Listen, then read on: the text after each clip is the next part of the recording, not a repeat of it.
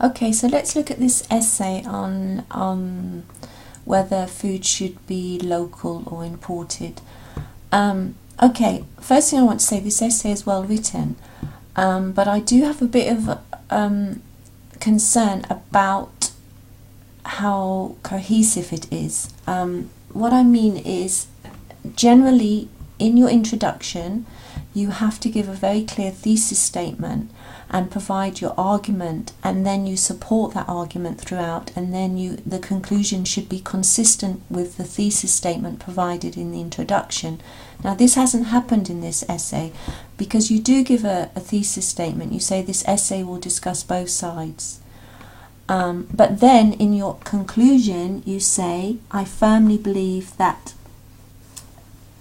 although food from other countries helps develop the economy, blah blah blah, local produce does immensely reduce carbon footprint and is economical for the people. So in the conclusion you seem to be arguing in favour of local produce, but you do not make that clear in your thesis statement in the introduction.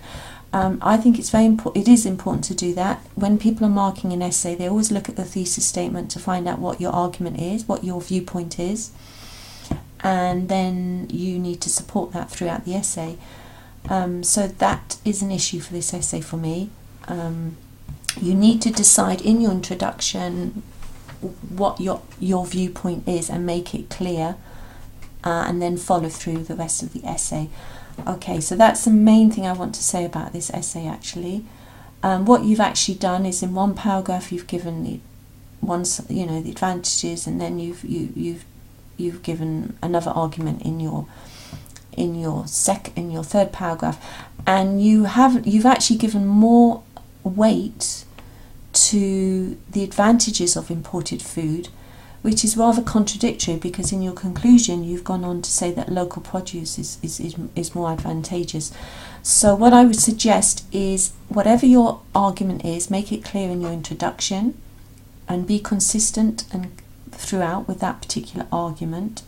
And if you believe that local produce is the way to go, then you should give more weight to that argument and support that argument more. Whereas in actual fact you've done the opposite. The example you've provided from the Spanish government, to me seems to be suggesting the advantages of it's suggesting the advantage of imported food. So your example is actually giving weight and support to an argument that is different from your conclusion. So really keep that in mind, because that does really stand out in this particular essay. Okay. Alright, having said that, now let's look at the actual essay itself. Experts throughout both the developing and developed world have debated whether local produce or exported food have a greater impact on the environment and the economy. That's fine. This essay will discuss both sides using examples from Monash University and the Spanish government. Okay, right, as I said, you're saying you're just giving both sides. What I would actually prefer is for you to give your thesis statement and your viewpoint here, which would be, for example, this essay will discuss both sides but will argue that the use of local produce is more beneficial for a country's environment and economy. Something like that. You can change that, but you see the point I'm making. Okay. Right, there's ample evidence to show that imported food from other countries plays, so it should be an S, a major part in supporting a country's finance and the environment. Okay, so you've said ample evidence. Again, you're really strongly pushing for imported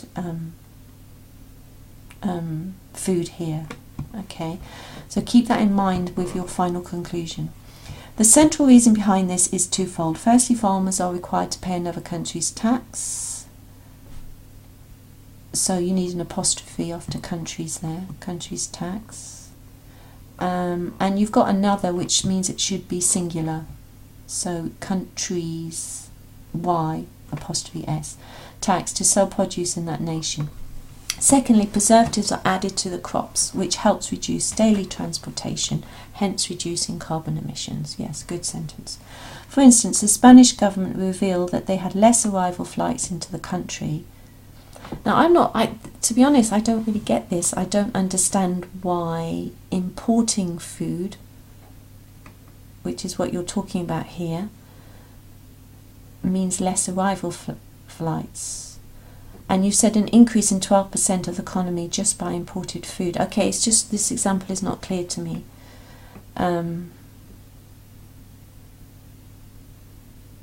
Okay, so you need to clarify that.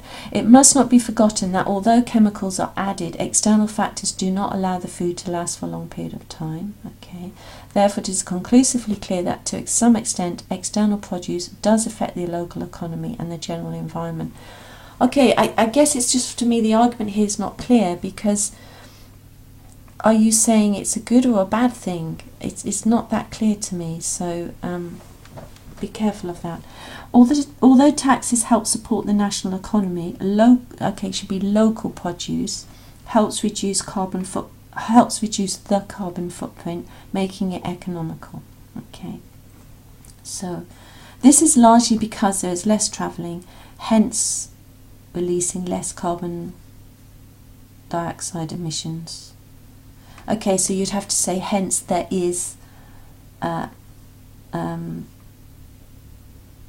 less release of carbon dioxide emissions. Okay. Furthermore, this lessens the cost of food, making it more economical. Okay. For example, a study conducted by the Monash University showed that over 60% of the local produce was cheaper due to low travel costs. Consistent with this line of thinking is that a large number of produce does travel to many cities.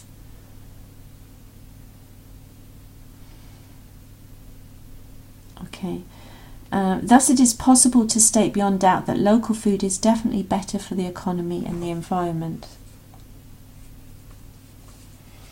Okay, again, so my issue here is, what is your particular argument? Because at the end of your second paragraph you say, therefore it is conclusively clear, which is a very strong statement, conclusively clear that external produce does affect the local economy. And then in your next paragraph you're saying, thus it's possible to state beyond doubt that local food is definitely better for the economy and the environment, which contradicts what you've just said in the previous paragraph. So make your arguments more clear and more consistent.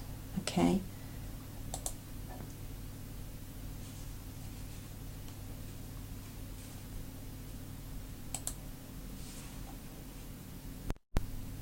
Okay, sorry, the recording got interrupted there. Okay, from the arguments and examples given, I firmly believe that although food from other countries helps, you need an S, develop the economy and remain environmentally friendly. Okay, so you'd have to say here, I firmly believe that food from other countries helps develop the economy and is environmentally friendly. Local produce does immensely reduce the carbon footprint and is economical for people. Delete that. It is predicted that local food will increasingly grow in importance. Okay, that's fine. Okay, I like your conclusion, it's nice and clear, but going back to my previous statements, make sure it's consistent with the whole of your essay. When you write an essay, the thesis statement makes clear your point of view, and then the whole essay should be leading to your conclusion. It should be supporting your viewpoint and your argument, so do make sure that you weight it so that it does actually support your final argument. Okay, otherwise, well done, some very good writing there. Okay, so let's just have a look at this text on bar charts showing the number of chips sold by different manufacturers. First of all, could you please include the actual bar chart in your answer so that I can check facts? I'm not able to do that because I don't have that in front of me. Okay, so the bar chart shows the number of chips sold by 2 different manufacturers in France over a 12-month period in 2017. Yes, very nice, clear introduction. You've given an overview of the bar chart, which is perfect. Okay. Overall, the number of Intel chips sold fluctuated. Okay. whereas the sales of AMD stayed relatively low apart from apart from 2 high peaks. Again, that's good. You've given an overview, which is a good way to start. Okay, nice and clear. There was continuous change over the 12-month time frame